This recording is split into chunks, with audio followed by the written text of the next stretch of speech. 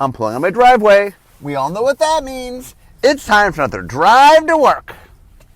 Okay. Once upon a time, Mark began the Throne of Eldraine card by card podcast. So I'm going to, for this podcast and probably a bunch of others, I'm going to go through the set and talk about the designs of specific cards and talk all about making Throne of Eldraine. So we're going to start with Animating Fairy. So Animating Fairy costs 2 and a blue, so 3 mana total, 1 of which is blue. It's a 2/2 flying creature, but it's an adventure. So it also has on it Bring to Life, which costs 2 and a blue. It's a sorcery, an adventure. Target non-creature artifact you control becomes a 0/0 artifact creature. Put 4 +1/+1 counters on it. Okay, so when we were making the set, one of the things we definitely wanted to do, and you'll see a lot of this during the Throne of Eldraine podcast here, is trying to capture famous characters from fairy tales. So one of the characters from fairy tales is the Blue Fairy, which is a character from Pinocchio. So the Blue Fairy is a fairy that turns Pinocchio from just a puppet into a living creature. And so we knew we had to make a blue fairy, and it was pretty clear we needed to make a blue fairy. So that seemed right. And the Blue Fairy, like, her number one thing is she sort of makes Pinocchio, she animates Pinocchio. So it seemed pretty clear that we wanted to do that. Originally, this card was not an adventure, because when we made it, adventures didn't exist yet. But all versions of this design had always had an animated quality to it. Oh, and animate something. I think originally, the very, very first version of this card, I think, animated something. I think we tried a version where it animated it when it entered the battlefield. And then I think we had a version where it animated it as long as it was on the battlefield. But I guess we decided that Pinocchio, she animates him and goes away, so it made sense more as an enter the battlefield effect. And then when I think they were looking for adventure cards, they're like, oh, well, rather than have a creature with an enter the battlefield effect, we can make the creature with an adventure. So it went from being an enter the battlefield effect to being just, oh, well, you can do this, and then you can play the fairy. Okay, next, Arcanist Owl. Hybrid, white or blue, which it means is 4 hybrid mana, all of which is white or blue. You can spend white mana for it or blue mana for it. It's a 3/3 artifact creature, a bird. It has flying. When our Arcanist Owl enters the battlefield, look at the top 4 cards of your library. You may reveal an artifact or enchantment card from among them and put it into your hand. Put the rest on the bottom of your library in a random order.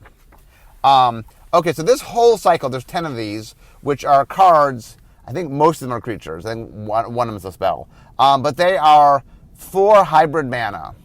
And Eric Lauer, who was the last person to...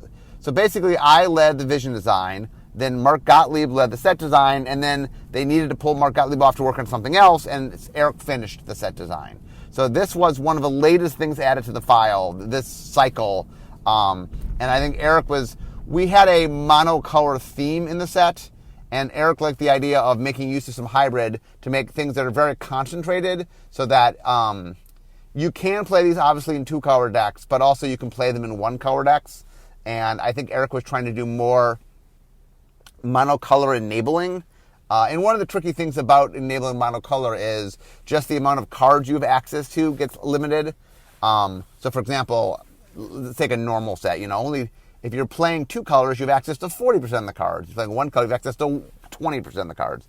So I think Eric was trying to just add a little bit in to sort of give you some impetus, so allowing you either to play monocolor or splash a color. But these also work in 2-color decks. So if you're playing 2 color, you can also play them. But it allowed you to sort of push toward monocolor if you wanted to.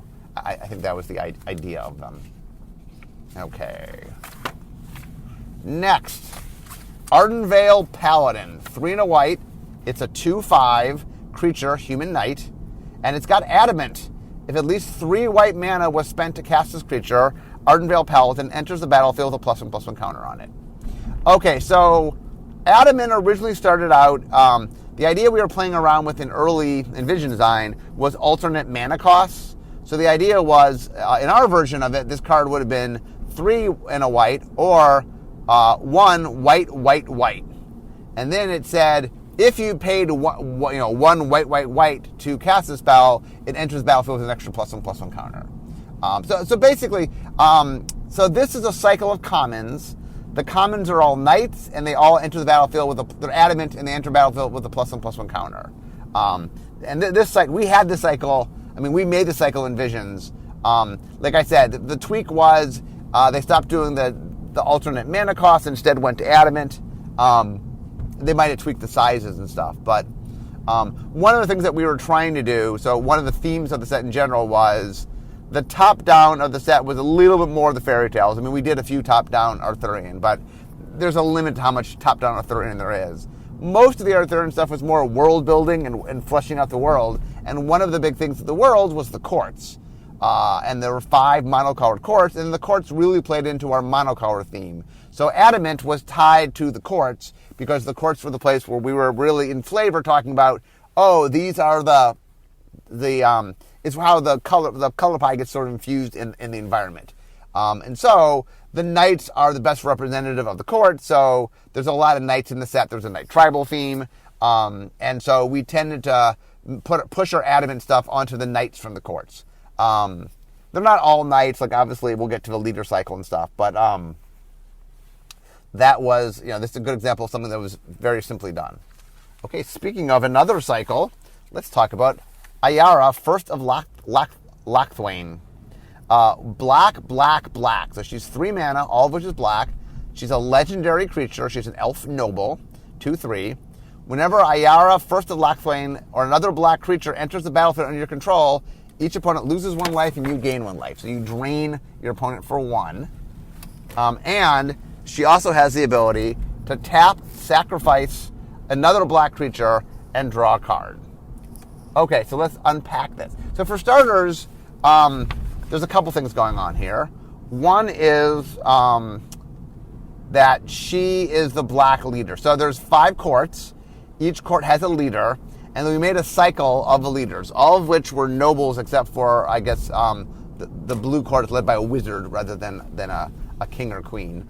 And so the way it worked is all 5 of them cost MMM, so 3 colored mana, and they encourage monocolor play. So obviously, for example, if you play her, not only is she black, black, black, which sort of encourages you to play mono black, but she also, every time you're playing a black creature, you're draining your opponent for 1, and she can sacrifice other black creatures to draw a card. So really, Ayara wants you to be playing a mono black deck, much like the other leaders want to play of that color. We also were playing around a little bit with the idea, each court got to have its leader. One of the things that's interesting is the conflict. So one of the things we do when we build the world is we build what's called a conflict engine. And what that means is there's inherent to the world a conflict, meaning there's something about the world that creates people fighting each other because we're a game all about combat. And so the combat engine in Eldraine is the courts versus the wilds. So the courts obviously represent civilization, and the wilds mostly represent a lot of the fantastical creatures. Not all of but a lot of our fairy tale stuff falls from that side. Not all of it does. We have some fairy tales that are princes and princess stuff that falls on the court side. But the wilds, the idea of the wilds is it's mostly the non-humans. But there's a little bit of overlap. Like the idea here is that she leads things, but she's not human, she's an elf. Much like we get to the red leader and he's a dwarf. So there's a little bit of the wilds is the non-humans, but there's a little bit of overlap. The courts, as you'll see with some of the knights and things, like it's not all humans on the courts. The humans are, there are not lots of humans in the wilds, but there are some non-humans in the courts. So let's walk through this card. So we wanted to make a black creature. So obviously we were aggressive we made them only cost 3 mana. So if you're playing a monocolor deck, they're not that hard to get out, but they're a little trickier to get out if you're not. All of them care about creatures in some way. So this cares about black creatures in 2 ways. One is that you get to drain your opponent for 1 whenever you play a black creature. And note it says enter the battlefield, so this triggers not just off you casting creatures, but making tokens and stuff. And tap, sack another black creature, draw a card. So the idea is you can turn any black creature other than herself into a card. The reason it says other and not herself is the flavor is she's willing to sacrifice others to get her gain. She's not going to sacrifice herself. That wasn't particularly black to sacrifice herself. So she is more about sacrificing others than sacrificing herself. Black, we sometimes let black sacrifice itself, depending. But the flavor was sort of weird here, so we didn't. Okay, next, bake into a pie. 2 black, so 4 mana total, 2 which is black, instant. Destroy target creature, create a food token. And then it says it's an artifact with 2, tap, sack this artifact. You gain 3 life. That's what a food token is. Okay, so the original bake into a pie was made as an arrest variant, meaning that you put it on a creature, it's an enchant creature, an aura, and it said enchanted creature can't attack or block or use any activated abilities. And then it said the opponent may sacrifice the creature to gain, I forget whether it was 2 life or 3 life. But the idea was I sort of took your creature, I baked into a pie, and then my opponent, now that it's a pie, well, they can eat the pie. So originally it was done as a white card.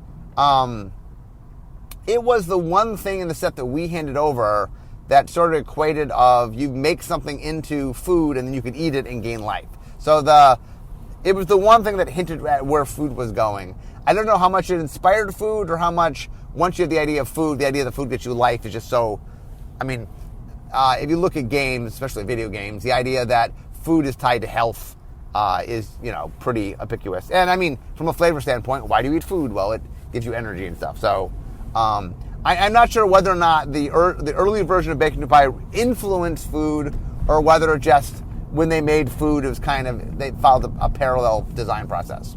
Anyway, once they decided that you're just going to turn the creature into a food rather than enchant it, it's just like destroy the creature and give them food, that didn't feel so much white anymore. That just felt like more of a black spell. So bacon and pie got moved into black. Now, I've since learned, after having written this, the person who made the first version of this, Ali Medwin, I don't think converted the white card over. I think she heard food existed and in a vacuum just said, oh, well, what if you did a killed spell that made you into a food? And then I think she might have turned that in, and then the bacon to a pie was already in the set. The name was, so they moved it over. So I thought it evolved from the white into a black. I think the black got made independent of the white, but then they moved the name over because the name made a lot of sense. But anyway, it's a good example of how a lot of things happen and like not being there. My assumption is things always follow along because there's some sort of pattern to it, but I don't know if that's always the case. Okay, next, Bartered Cow. 3 and a W, so 3 and a white, 4 mana total, 1 which is white, for 3/3 ox, because cows are somehow oxes, much like dogs or hounds. When Bartered Cow dies, or when you discard it, create a food token. Okay, so the original, when I made, I think it was called Tradable Cow is what mine was. So mine was a 2/2 in red, and when it entered the battlefield, you gave it to your opponent, and they had to give you a non-land that they had. So you had to exchange it. Your opponent could trade it for whatever they wanted, but it couldn't be a land. And the idea was, I could sort of try to figure out when I'm playing this, or maybe I could kill the small things. But yeah, you don't control what you get. But the idea was it was a cow that got traded. So they kept the cow. They ended up sort of changing around. And once food was in the picture, I think they turned it into this thing. Well, it's a cow, but it can become food.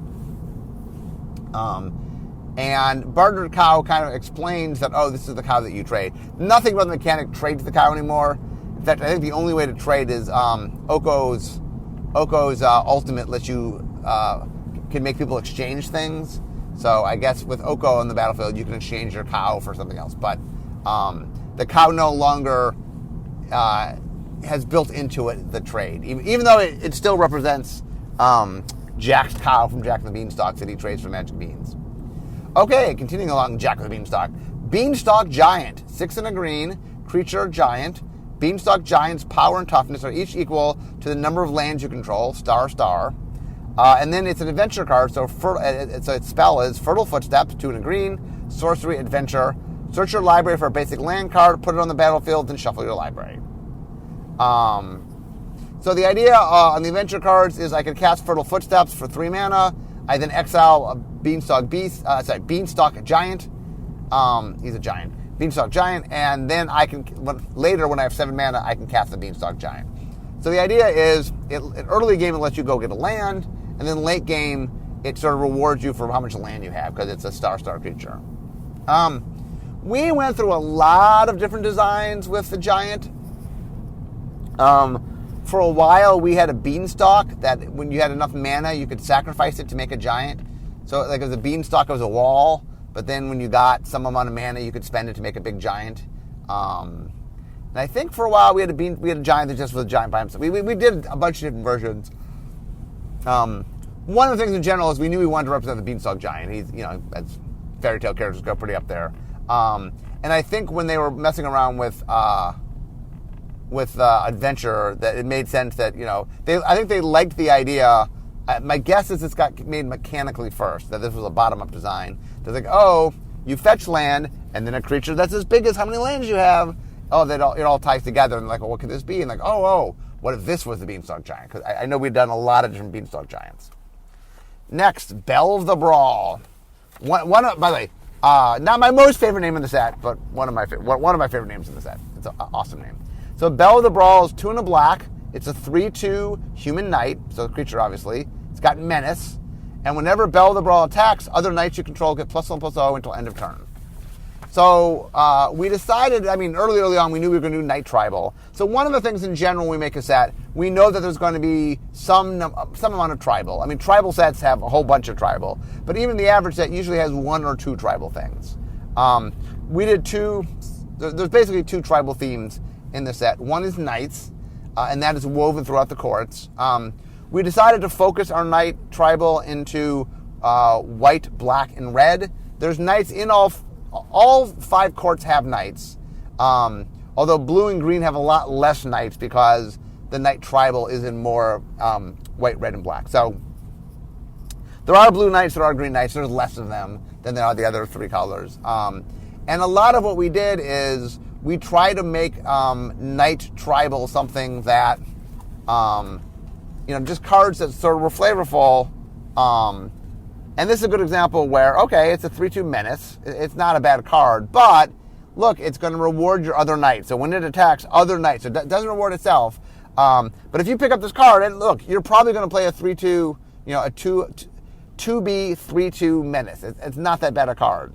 But it's like, oh, well, she helps other knights, and now you're like, oh, maybe I want to play more knights, and then this is one of those cards that definitely sort of hints at, like, maybe you want to play a little more knights. And when we do themes like this, we like the idea of having cards that are simple, that sort of like, hey, you're kind of encouraged to play it anyway, and then it says, well, kind of for free, I get this Knight Tribal. Hey, maybe I want to be a little more conscious. Maybe I want to play a little more knights.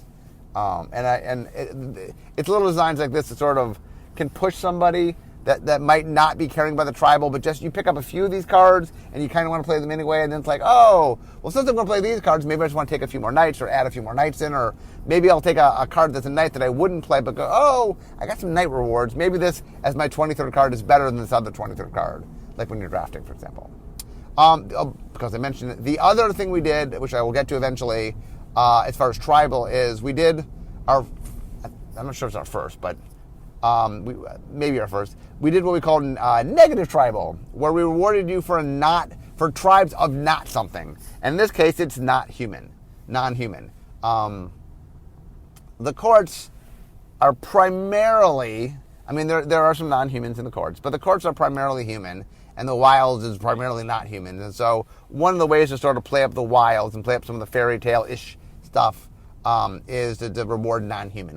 We for a while we did this thing called mystical. I think it was called mystical, and it's like, oh, if you're an artifact or an enchantment or a fairy, you're mystical. And we messed around a lot with the idea of, oh, you're something that's magical. And eventually what we realized is all the things we wanted to count were everything that wasn't a human.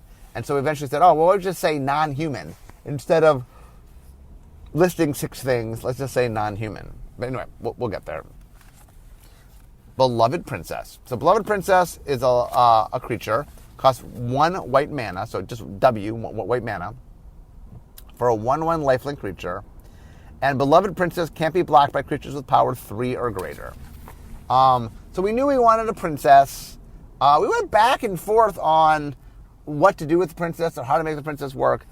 In the end, the idea was we went for this princess that sort of she can gain you life, and she somehow the bigger thing is you can't handle her. That she somehow can deal with the larger creatures. The larger creatures won't harm her. That she's so beloved that the bigger creatures just won't mess with her. And so that was we made a bunch of different princesses over time. I think this one got made in Vision, or some variant of it got made in Vision. I believe. Okay, next, Blow Your House Down. So this is a sorcery, costs 2 and a red, so 3 mana total, 1 of which is red. Up to 3 target creatures can't block this turn. Destroy any of them that are walls. Okay, so this was a top-down card, meaning we started with the name Blow Your House Down. One of the things that we were doing top-down, and this is a normal procedure, is not just think of things we want to do, but also think of names we want. So one of the exercises we'll do is usually we'll ask the creative team to provide, and sometimes we do it ourselves, but to provide us with a list of just cool names. Once Upon a Time, Happily Ever After. And so one of the expressions was Blow Your House Down. That's very, one of the things we're looking for is what name would we not use in an environment that's not this? Where else would we use Blow Your House Down? Look, it goes in the fairy tale set or the name's never getting used. And so the more that we can use the fairy tale names in a fairy tale set, just the more we're making use, names are a resource, the more that we can, A, make something flavorful, and B, just make something that we're not going to make anywhere else.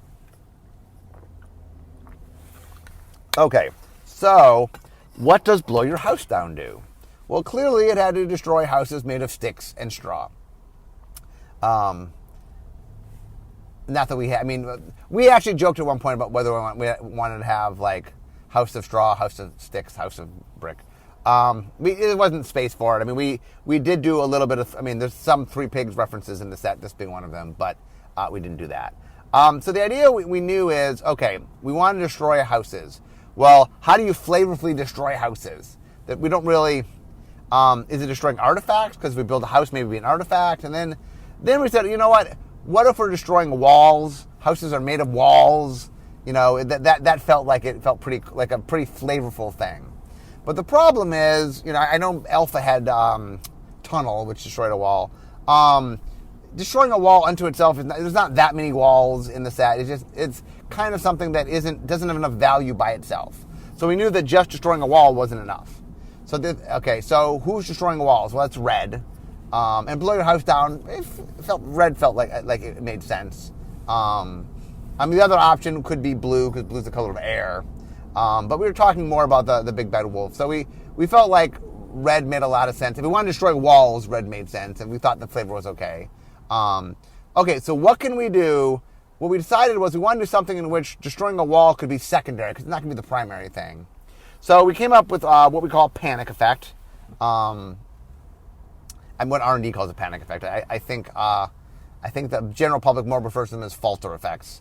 Ironically, a lot of R&D lingo comes from an early spell that does it, because we just will refer to something, and the audience tends to make a logo on the stuff that gets played more. So Panic wasn't really played as much. It just was one of the early things that did it, where Falster's that card that got played a lot. So anyway, the other thing, I think R&D, when we talk about Falster, we tend to talk about nothing can block it, where Panic means I pick and choose which creatures can't block it. So I think R&D, we slice things a little thinner because we have to talk about them. Anyway, we knew we wanted to do something that kept things from attacking. The other trick we got to use, and we use this very effectively in this set, is one of the things about fairy tales is there's a lot of association with numbers. So, for example, we're doing Three Little Pigs. Well, 3. So the idea is, if I make this 3, if I say Blow Your House Down, I go, okay, up to 3 creatures can't block. It sort of makes a reference, subtly to the 3 pigs. It's like, we're from the story of the 3 pigs, and look, we're referencing 3 while he was trying to get the 3 pigs. So, it makes a little nod. It's one of the little tricks for aesthetics is using numbers when numbers can have meaning in what you're doing and top down can be flavorful. And then the idea was to combine the effects rather than just up to 3 creatures can't block, destroy all walls. It's like, oh, we'll just layer them over. Up to 3 creatures can't block. Oh, by the way, are they walls? If they are, destroy them. So the idea is it allows you to destroy walls if you want to destroy walls, but it ties it into the panic effect. So the idea essentially is, I'm not targeting different creatures for the panic effect and for the walls. So anyway, that's Blade Harvest. I thought that came together. I like that quite a bit. Next, Bog Naughty. Okay, so 3 black, so 5 mana total, 2 which is black. It's a 3/3 fairy, so it's a creature. It's got flying, and for 2 and a black, sacrifice a food, target creature gets -3/-3 until end of turn. So one of the things that we want to do with food is, okay, obviously food gets you life, so there's things that make food tokens, and okay, you can use food to get life. But the other thing that was kind of cool to do was, can we let creatures use food for other purposes? So here's a good example. Well, the Bog Naughty, what else can you do with food? Well, you can eat the food, or you could throw the food. Food fighting, that's another sort of tropey thing to do with food. And like, okay, well, what if this thing just hurls food at things and harms creatures? So the idea is, you can take a food, you can use the food and gain 3 life, or with this card, now you can help destroy a creature. You can throw it, you can wing it at the creature, and if the creature's small enough, 3 toughness or lower, you can actually destroy it, or maybe in combination with blocking or something. But anyway, the thing I like a lot is it just turns food into something that is a different animal, lets you use food in a different way, which I think is one of the neat things of making a new token, is giving you some utility for how to use it. Okay. 1 second.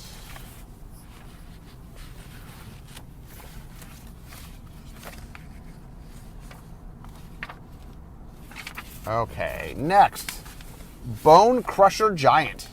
So Bone Crusher Giant costs 2 and a red. It's 3 mana total, 1 of which is red. It's a 4/3 giant. Whenever Bone Crusher Giant becomes the target of a spell, Bone Crusher Giant deals 2 damage to that spell's controller. And it's an adventure card. So Stomp, 1 and a red, instant adventure. Damage can't be bended this turn. Stomp deals 2 damage to any target. Okay, so what is going on here is, we're trying to make a flavorful giant card. Well, what does a giant do? Well, the giant can stomp you and hurt you, and he doesn't like it when you target him. So one of the things we're messing around a little more with is, for a long time we had done hexproof. And hexproof was, first we had Shroud, which is nobody can target it. Then we had hexproof, which is nobody else can target it. But hexproof is proving a little bit problematic. So we've been messing around with something in which, okay, what if, you can target it. It's not that you can't target it, but there are repercussions for targeting it. We were also messing around with Frost Armor, which is the idea that it costs more to target it. But this is more like, okay, it's not that you can't target it, there's just a cost to target it. And the talk here is, the giant's going to hit you. You try to mess with the giant, maybe you'll get the giant, but he'll hit you on the way out. So the idea is, targeting him, there's an impact of targeting him, which is there's damage. So if you want to target him, you can, but it comes at a cost. So sort of the act of trying to kill him with spells and stuff will cause you to take some damage. So I thought that was cool. And this is, the other thing I like about the adventure cards is they get to tell a little story. And so this kind of cute little story about your giant and how he likes hitting things, and if you try to mess with him, he'll hit you. So I thought it was kind of cool. Okay, next, the castle. So this is a cycle. So I'm going to go, I think I'm going to go in alphabetical order, but I'm going to talk about all 5 castles. So we knew that we wanted to make, we decided not to do dual lands because we had a strong monocolor theme. We also knew we wanted to show off the castles. That we had 5 courts. Every court had to have a castle. So we decided to make a rare cycle of monocolor. No, monocolor is the wrong word. Lands that were single color. Lands aren't colored, but it provided for you a single color. And so the idea is, normally let me tell you the card, and then I'll walk through the pieces. So Castle Ardenvale, land. Castle Ardenvale enters the battlefield tapped unless you control planes. Tap, add white, and then 2 white tap, create a 1/1 white human creature token. Okay, so a bunch of things there. First off, we like the idea that this taps for white, so we don't want to make it strictly better than a plains. So you have to already have a plains, otherwise this comes in tapped. It's not a major disadvantage, it's a tiny disadvantage, but it's something. What it means is if you're splashing this, it's going to come and play tapped, but if you're playing a white deck, it won't. And this card kind of encourages you to play a white deck. Like one of the things that we do about the court cards is the court cards really encourage you into the monocolor theme. Well, this is a card that doesn't come and play tapped unless you have a plains and requires 2 white mana to use, which doesn't count it, obviously. So this really wants to be in a mono white deck. If you play it in a mono white deck, it's mostly going to come and play untapped, and it's going to let you make creatures. The other thing we wanted to do was each of the courts had something that mattered to the court, that what we call the virtue of the court. So white cared about loyalty. White was all about loyalty. The round table is a circle of loyalty. White very much played into the idea. Like, we took these different aspects of knights and then divvied them up between the 5 courts and the 5 colors. So white's the creature of, white's about caring about everybody, right? So if white's all about sort of the interdependency between people, what matters most into a knight? Loyalty, the bonds you make with your other knights. And so white really plays up the loyalty. And so a lot of that is white has a lot of stuff where it reinforces sort of a go-wide strategy, because a lot of loyalty is things help each other. So the idea of making a token is something that's very white, it's very white court, it plays into the theme, and it just makes it a cool card. Okay, next, Castle Embereth. So Castle Embereth enters tapped unless you control mountains, so this is the red one, this is the red court. Tap, add red, 1 red tap, creatures you control get +1/+0 until end of turn. So the red court was about courage, was about, not being afraid, and so we made red be a little more aggressive than normal, be a little more attack-oriented than normal. Red does attack. Once again, it's not as if we're playing the things the color doesn't do. We're just kind of heightening something. White has always been about interconnectivity between the creatures, so loyalty made sense. Red does have an aggressive streak, so it really played into the, you want to be aggressive. Red's all about courage, not being afraid, attack. The red knights will go into the thing, and so giving it a boost for attacking creatures really plays into red's aggressive nature, plays up the idea of courage. Castle Garenbrig, land. So Castle Garenbrig enters the battlefield tapped unless you control a forest. It's the green court. Tap, add green, 2 green, tap, add 6 green. Spend this mana only to cast creature spells or activate abilities of creatures. Okay, so the green court is all about strength. So it really has this theme that plays into its creatures. Naturally, green is the creature color. Notice that the activated abilities cost different things. The white one costs 4, the green one costs 4, but the red one costs 3. We wanted to have 2 colored mana in the activation, but other than that, it could be whatever it needed to be to match the effect. Green also tends to be color-oriented. Green is the color that often produces mana, and so the idea here that you can... it produces green mana because it's the green court. It doesn't produce any color because we're trying to play into the green court. And note that we, instead of writing green, we said 6 green it's a new template. What we learned during many times, but Kaladesh is probably the big lesson, is if you put too many of the same symbol in a row, it just becomes hard to grok what that is.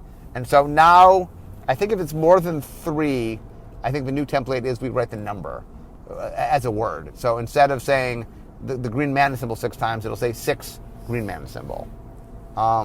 Yes, that matters for unstable, because there are a couple cards, at least one card, at least the count, that literally cares about numbers, and the previous version didn't have numbers, this has numbers. So hey, it actually matters. The new template actually means something somewhere. It also makes it easier to read, which is why we did it. Okay, Castle Locthwain. It's a land. Enters battlefield tapped unless you control a swamp, because it's the black court. Tap, add black. 1 black tap. Draw a card, then lose life equal to the number of cards in your hand. So the black court's about persistence, and about, once again, in a very black way, doing what needs to get done. Black doesn't give up. So black really plays into the idea. white is the idea of the knights have to work together, and red is they have to have courage and not be afraid, and green is, they have to be as strong as they can be. Black is about we do what we got to do to get the job done. And that one of the things that's very interesting is I like sort of playing and finding the positive aspects of black. And the idea of persistence is, look, we don't give up. We're willing to do what it takes and we don't give up. And that's not always a negative thing. I understand that a lot of times black goes into the dark places and, I'll do things like play with death or stuff. But it also could just be the idea of, I have the willingness to do what I need to get the job done, that there's positive aspects of it, that always necessarily a negative thing. Although, once again, we're playing in black space here, we're sort of like black is willing to get the resources it needs, it's willing to take some damage. And last of the castles is Castle Vantress. So enters battlefield tapped unless you have an island, because obviously it's the blue castle. Tap, add blue. 2, tap, tap, tap, scry 2. So blue is the court all about knowledge. That if you want to be the best you can be, you have to learn about your foe. That being a good knight is also about being smart. And so they're very oriented on knowledge. So obviously, you get to scry. You get to learn about what's up and coming. You'll notice, by the way, that these themes that I'm talking about, not only do the castles play in these themes, we played in those themes in the mono-colored themes of the colors. White is about loyalty. It has a little bit more interactive stuff than normal.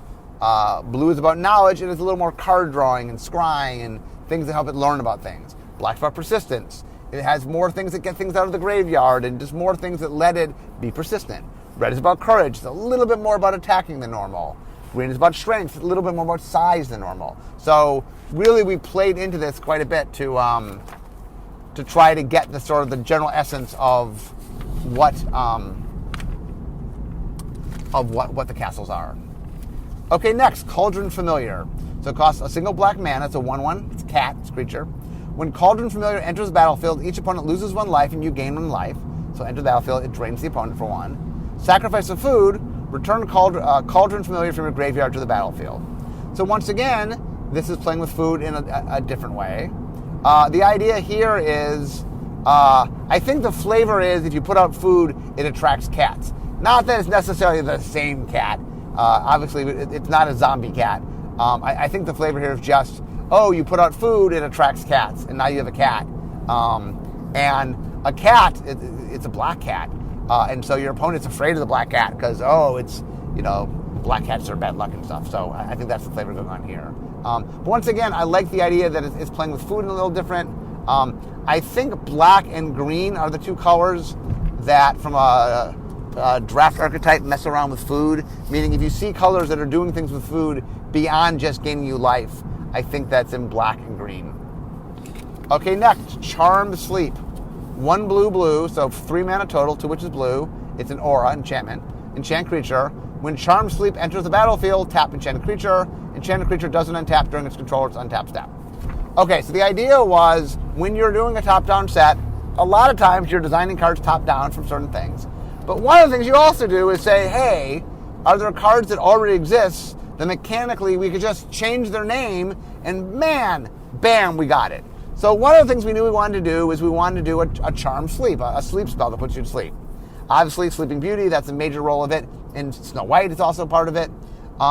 It's just, it's a trope. You want to put someone in a magical sleep. And it turns out, we have the card Claustrophobia, which basically is, I lock you away, now you can't do anything. Now, in Claustrophobia, for example, I'm trapping you inside of a coffin. Sometimes we play it like I've frozen you in a block of ice. Well, putting you to sleep also makes perfect sense. Tapping as sleeping is something we played up in this set.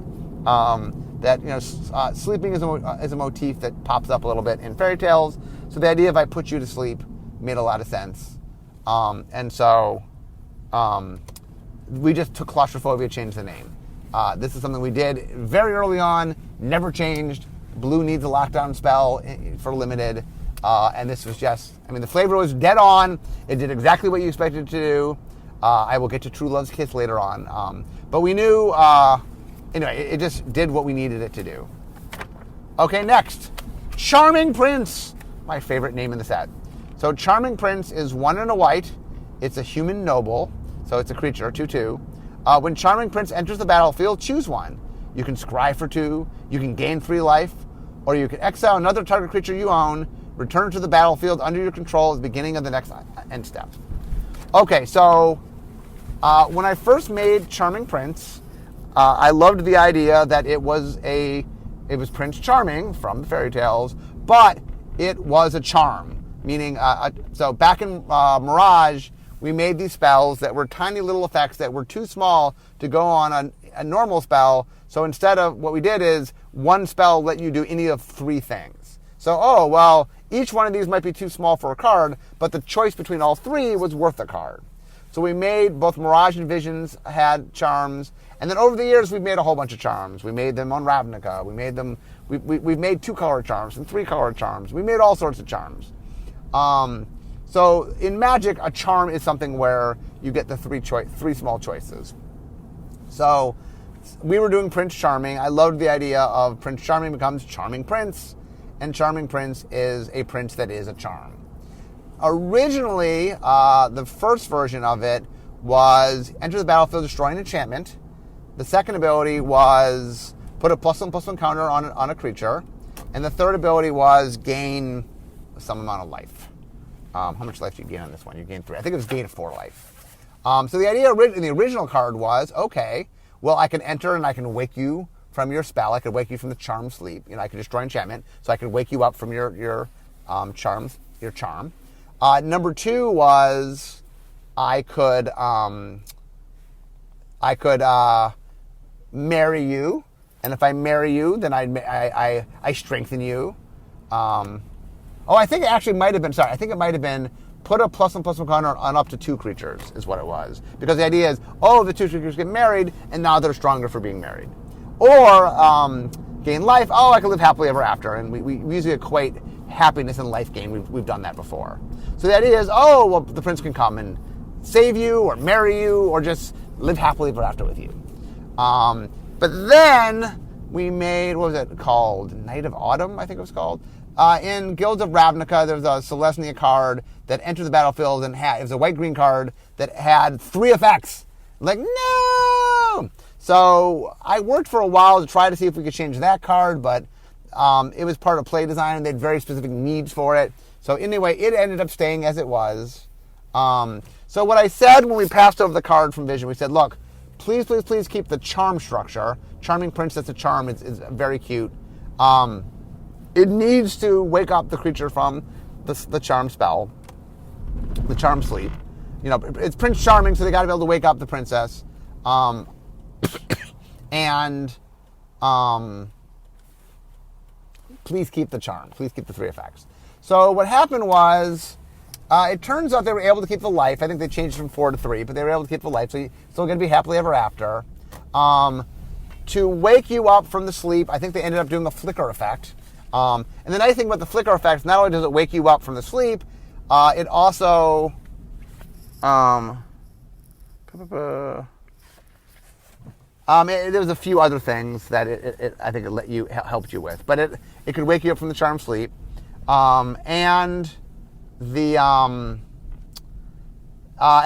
scrying came from the idea that you could use it to learn about things. I think we're messing around with white maybe having a little bit more scry. And so the idea is that, the Charming Prince could come to your aid by informing you of something and warning you of danger to come. And so, anyway, that was Charming Prince. So I'm very proud of the name. That's my favorite pun in the set. So, okay, how we doing on time here? I'm now at work. So, okay, we're up to Charming Prince. That's a fine place to stop. I will stop with the Charming Prince. So anyway, I hope you guys enjoyed today. It's fun talking about all the Throne of Eldraine cards, and I have many more to talk about, so we have some more podcasts to do. But anyway, I'm now at work, so we all know what that means. And this is the end of my drive to work. So instead of talking magic, it's time for me to be making magic. I'll see you guys next time. Bye-bye.